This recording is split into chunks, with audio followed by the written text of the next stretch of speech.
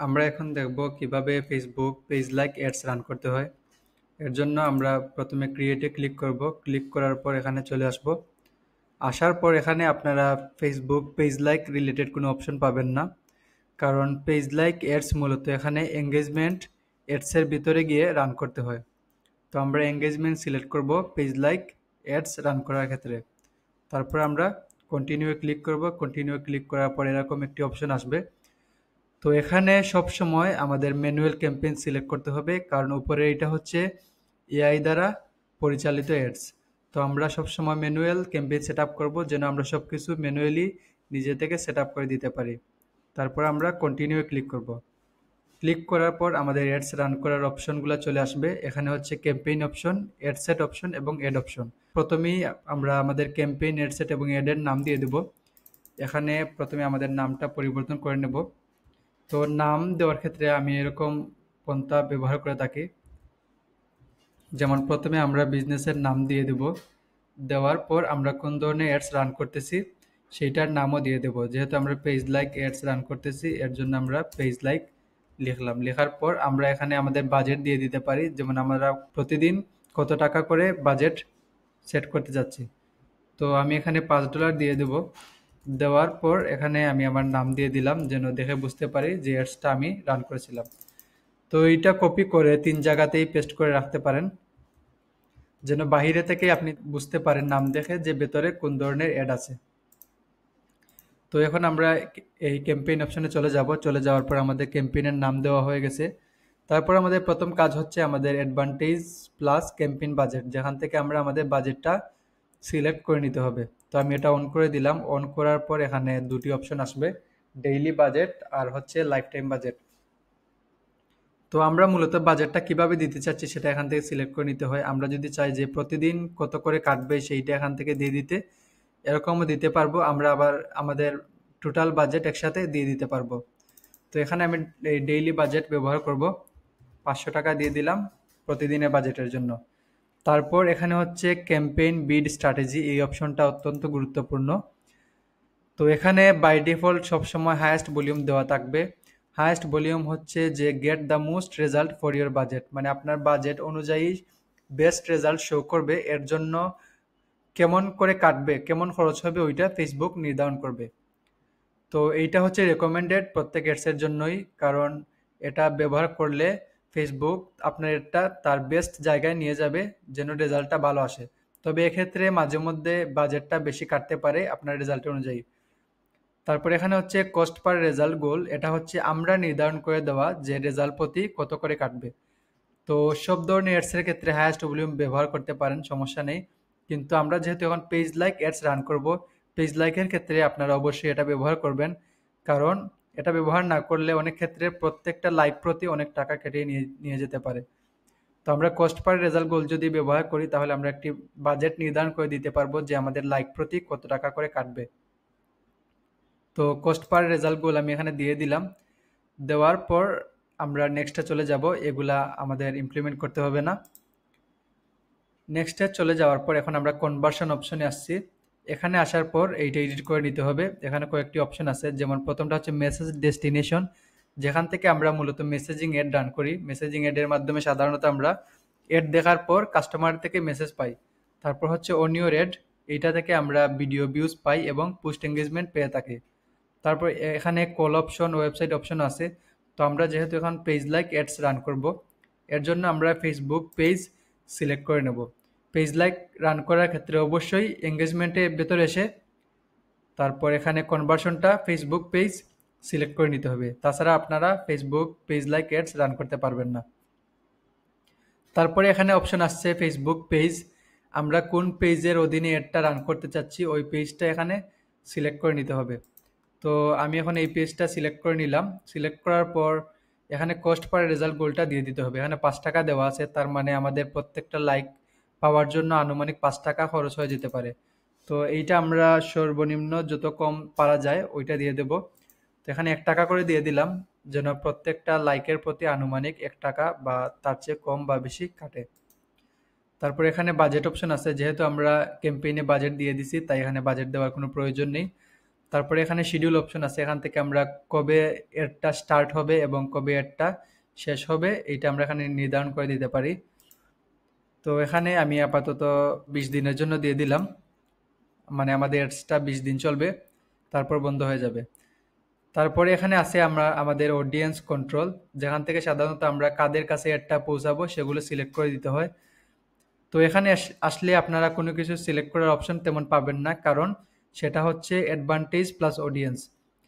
তো advantage plus audience আগে ছিল না, এটা ফেসবুকের নতুন ফিচার। সেটা হচ্ছে যে ফেসবুক নিজে থেকেই নির্ধারণ করে দেবে কাদের কাছে আপনার অ্যাডটা পৌঁছে দিবে। তবে আমি এটা ব্যবহার করার জন্য রিকমেন্ড করব না, আমি রেকমেন্ড করব সুইচ টু অরিজিনাল অডিয়েন্স অপশনে রিটার্ন যাওয়ার। তো এখানে ক্লিক করার পর আপনারা ইউজ অরিজিনাল অডিয়েন্স ব্যবহার করবেন। তো অরিজিনাল অডিয়েন্স ব্যবহার করলে আপনি কাদেরকে টার্গেট করবেন সব কিছু আপনি ডিটেলস আকারে দিয়ে দিতে পারবেন। যেমন প্রথমে যদি আমরা লোকেশনে আসি, আমরা কোন লোকেশনের উপর অ্যাডটা রান করব সেটা এখানে সিলেক্ট করে দিতে পারবো। মনে করেন আমরা সিলেট ডিভিশনে অ্যাডটা রান করব, এর জন্য আমরা এখানে সিলেট ডিভিশন লিখে সার্চ করব। তো সিলেট ডিভিশন সার্চ করার পর এখানে যদি আমরা সিটিগুলা আমরা সিলেক্ট করি তাহলে এই সিটি সেন্টার হয়ে যাবে, এবং সেন্টার থেকে আনুমানিক কত কিলোমিটার আমরা এর ডান করব সেইটা আমাদের সিলেক্ট করে দিতে হবে। যেমন এখানে আমরা সিলেট সিটি সেন্টার থেকে আনুমানিক চারদিকে 20 কিলোমিটার পর্যন্ত আমরা এর ডান করব সেইটা সিলেক্ট করে দিতে পারবো। তো আমরা যদি চাই যে সিলেট ডিভিশন এর ডান হবে, এরকম আনুমানিক 20 কিলোমিটার না দিয়ে পুরো সিলেট ডিভিশন কভার করবে, এর জন্য আমরা এইরকম সিলেক্ট না করে পুরো সিলেট ডিভিশন লিখে সার্চ করব। তো সিলেক্ট ডিভিশন লেখার পর এখানে কাউন্টি অপশন আছে, এটা যদি আমরা সিলেক্ট করি তাহলে এখানে কোনো সার্কেল আসবে না যেখান থেকে কিলোমিটার অনুযায়ী দেব। এরকম সিলেক্ট করলে মূলত পুরো সিলেট ডিভিশনটাই কভার করে ফেলবে, এখান থেকে সিলেট ডিভিশনের বাইরে কোনো অ্যাড রান হবে না। তারপরে এখানে একটি অপশন আছে rich more people likely to respond to your add.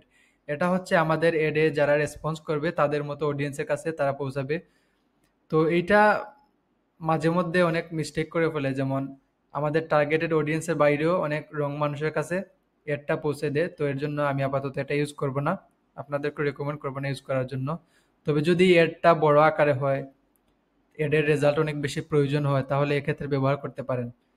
তারপরে এখানে আছে এইজ অপশন, এখান থেকে আপনি সিলেক্ট করে নিতে পারবেন যে কত বছর থেকে কত বছরের মানুষের কাছে অ্যাডটা পৌঁছাবে। তো আমি এখানে 18 থেকে 50 দিয়ে দিলাম। তারপরে আছে জেন্ডার অপশন, এখান থেকে আপনি সিলেক্ট করে নিতে পারবেন কাদের কাছে অ্যাডটা রান করা হবে। তো এক্ষেত্রে বেশিরভাগ ক্ষেত্রে অল জেন্ডারই ব্যবহার করা হয়। তারপরে অপশন হচ্ছে ডিটেল টার্গেটিং। ডিটেল টার্গেটিংটা হচ্ছে অ্যাডসের সবচাইতে ইম্পর্টেন্ট পার্ট, যেখান থেকে আমরা সিলেক্ট করে নিতে হয় যে আমরা কাদের কাছে অ্যাডটা পৌঁছাবো। তো এখানে ব্রাউজে যদি ক্লিক করি তাহলে 3টি অপশন আসবে, সেটা হচ্ছে ডেমোগ্রাফিক, ইন্টারেস্ট এবং বিহেভিয়ার। ডেমোগ্রাফিক হচ্ছে আমাদের ফেসবুকের যে আমরা ইনফরমেশনগুলো দিয়ে থাকি সেইগুলোর উপর নির্ভর করে, আর ইন্টারেস্ট হচ্ছে আমরা কোন ধরনের জিনিসগুলো ফলো করি বা লাইক করে থাকি, কোনগুলোর প্রতি আমরা ইন্টারেস্ট শো করি সেইটা। আর বিহেভিয়ার হচ্ছে আমাদের ফেসবুকের অ্যাক্টিভিটি, মানে আমরা কি কি করে থাকি সেগুলোর উপর এখানে বিহেভিয়ার আছে। তো প্রত্যেকটা অপশনের ভিতরে গেলে বিভিন্ন অপশন পাবো, যেমন আমি যদি ডেমোগ্রাফিকের ভিতরে যাই তাহলে আমরা এডুকেশন অনুযায়ী টার্গেট করতে পারবো, এডুকেশন লেভেল, আমরা হাই স্কুলের স্টুডেন্টদের টার্গেট করব নাকি ইউনিভার্সিটি স্টুডেন্টদের টার্গেট করব, এগুলো এখান থেকে আমরা সিলেক্ট করে নিতে পারবো। এখানে বিভিন্ন ধরনের অপশন পাবেন। তাছাড়া এখানে ফাইন্যান্সিয়াল অপশন আছে, তারপর লাইফ ইভেন্ট আছে, যেমন away from family, away from home town, date of birth, এখানে আসলে আপকামিং বার্থডে, তারপর কোন মান্থে বার্থডে হওয়া প্রয়োজন, তারপর ফ্রেন্ড অফ, এখানে অপশন থেকে আপনারা বিভিন্ন অপশন পাবেন। এখানে যত এক্সপ্লোর করবেন অনেক ধরনের অপশনই পাবেন। তাছাড়া প্যারেন্টস, রিলেশনশিপ, তারপর এখানে ওয়ার্ক আছে, তাদের ইন্ডাস্ট্রি, কোন ধরনের ইন্ডাস্ট্রিতে তারা কাজ করে। তো এগুলো আপনারা সিলেক্ট করে নিতে পারবেন আপনাদের টার্গেটেড অডিয়েন্স অনুযায়ী। তারপর এখানে আছে ইন্টারেস্ট অপশন, মানে আপনি যেই ধরনের বিজনেসের জন্য এডটা রান করতে চাচ্ছেন তারা কোন ধরনের ইন্টারেস্ট শো করতে হবে। যেমন আমরা যদি শপিং রিলেটেড কোনো এড রান করি তাহলে শপিং এবং ফ্যাশন, এখানে ভিতরে গেলে আবার ক্লোথিং আছে। তো এখানে আমরা বিভিন্ন ধরনের অপশন সিলেক্ট করে নিতে পারবো। তবে আমি এখানে রেকমেন্ড করবো এখানে এক্সপ্লোর না করে এখানে ডিরেক্ট সার্চ করে নেবেন। মনে করেন আমরা একটি ওয়াচের জন্য একটা অ্যাড রান করব, এই জন্য আমাদের বিজনেসের প্রোডাক্টের নাম লিখে সার্চ করে নেব, যেমন এখানে ওয়াচ আছে। তো ওয়াচের মধ্যে এখন ডান দিকে দেখেন ইন্টারেস্ট আছে, এটা যদি আমি সিলেক্ট করি তাহলে ওয়াচ নিয়ে ফেসবুকে যারা ইন্টারেস্ট শো করে তাদের কাছে অ্যাডটা যাবে। তো আমরা একটি সিলেক্ট করার পর এরকম রিলেটেড আর বিভিন্ন অপশন আসবে, যেমন এগুলো আমরা দিয়ে দিতে পারি। তারপর অটোমেটিক ওয়াচ, স্মার্ট ওয়াচ, এগুলো আমরা রিলেটেড যেগুলো আছে এগুলো আমরা এখানে দিয়ে দিতে পারি, তাহলে ওই ধরনের মানুষের কাছেই আমাদের অ্যাডটা শো করবে। তারপর এখানে হচ্ছে অ্যাডভান্টেজ ডিটেল টার্গেটিং, আমরা যদি এটা সিলেক্ট করে নিই তাহলে এআই আরও কিছু অডিয়েন্স অ্যাড করবে আমাদের পারফরমেন্স ইমপ্রুভ হওয়ার জন্য, এটা আপনারা দিয়ে দিতে পারেন, কোনো সমস্যা নেই। তারপরে এখান থেকে আমরা আমাদের অডিয়েন্স সেভ করে নিতে পারি, যেন পরবর্তীতে এই অডিয়েন্সটা ব্যবহার করতে পারি, এর জন্য এখানে সেভ করে নিতে পারি। তারপর আমরা এখানে আর কোনো কাজ নেই, আমরা পরের অপশনে চলে যাব। পরের অপশনে চলে যাওয়ার পর আমাদের এখানে নিচে চলে আসতে হবে, আসার পর আমাদের অ্যাড কপিটা সিলেক্ট করে নিতে হবে। তো এখানে আমরা কোন ধরনের অ্যাড রান করতে যাচ্ছি, ভিডিও অ্যাড নাকি পিকচার অ্যাড, এখান থেকে সিলেক্ট করে নেব। তো যেহেতু আমরা Facebook page like add run করবো, এর জন্য এখানে একটি পিকচার অ্যাড করব। তো পিকচারটা আমি আমার পিসি থেকে আপলোড করব, এই পিকচারটা আমি এখানে দিয়ে দেব। তো আমাদের অ্যাডের জন্য এই পিকচারটা সিলেক্ট করলাম, সিলেক্ট করার পর ডান দিয়ে দিলাম। তারপর এটা হচ্ছে প্রাইমারি টেক্সট, যেখানে আমরা ক্যাপশন দিয়ে থাকি। তো এখানে আমরা ক্যাপশন দিব আমাদের অ্যাডের জন্য, এখানে আপাতত একটি ক্যাপশন দিয়ে দিলাম। তো এটা হচ্ছে আমাদের ক্যাপশন, আর পিকচারটাও অ্যাড করে নিলাম। তারপর যেহেতু আমরা পেজ লাইক অ্যাড ডান করতেছি, এর জন্য এখানে ডান দিকে ফলো সিটিএ বা কল টু অ্যাকশনটা অটোমেটিক চলে আসবে। তারপরে আর কোনো কিছু করতে হবে না, এখন যদি আমরা পাবলিশে ক্লিক করি তাহলে আমাদের অ্যাডটা রান হয়ে যাবে। তো এভাবেই মূলত ফেসবুক পেজ লাইক অ্যাডসটি রান করতে হয়।